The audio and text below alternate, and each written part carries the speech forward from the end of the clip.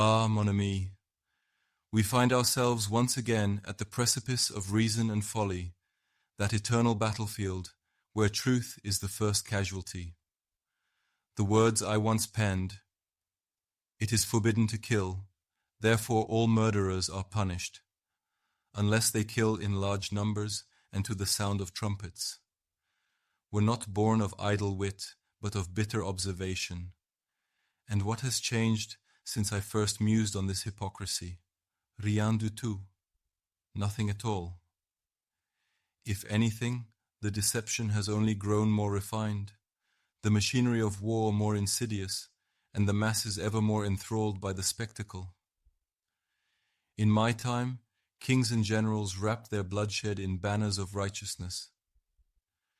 They declared wars not for conquest, none, but for justice, for faith, for the good of the people. They sent men to die with the promise of glory, only to discard their broken bodies like chess pieces swept from the board. The trumpet's call, the roll of the drums, the poetry of battle, it was all so exquisitely orchestrated to conceal the wretched truth. War is but murder, made grand by the consent of fools. Ah, but today, the spectacle is more cunning. The trumpets have been replaced by news anchors, by algorithms, by the unrelenting din of 1,000 voices screaming their truths into the void.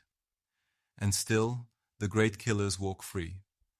A tyrant slaughters thousands, but if he does so with the proper propaganda, with the right alliances, with a compelling enough narrative, he is not a murderer, he is a leader, a liberator. And you, dear listener, do you believe yourself free of this? Do you not see the modern battlefield? The war is no longer fought only with bayonets and cannon fire. It is fought with information. You are conscripted into it, whether you wish to be or not.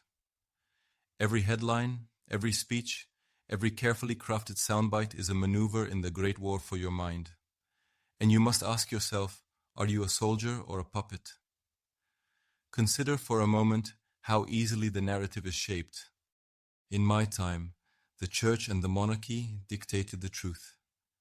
Dissent was heresy, treason. Today, it is not the king's decree that silences you, but the suffocating tide of manufactured outrage, the fear of exile from your own community, the invisible hand of those who decide which truths are acceptable. And so, what is to be done? Do not be fooled, mes amis. If you accept without question, if you do not dig deeper, if you do not arm yourself with reason and scrutiny, then you are nothing more than another foot soldier in a war you do not understand. The difference between a man and a beast is his ability to think. Do not surrender that which makes you human. Ask, always ask, who benefits from this truth? Who profits from my outrage? Who stands to gain if I am made to hate my neighbor? And to those who wish to fight back against the war for their minds, bon courage. You must resist not with weapons, but with knowledge, with skepticism, with relentless inquiry. Do not let the modern trumpets, be they state media, social networks, or the voices of demagogues, lead you blindly into battle. Truth is your only weapon, and reason your only shield. Wield them wisely. For those who seek to understand the tides of this war, who wish to break free of the illusion spun around them, I say this: visit information-warfare.com. Arm yourself with the tools of the mind, for the battle is not coming, it is already here, and the victors shall not be those with the strongest armies, but those with the clearest minds.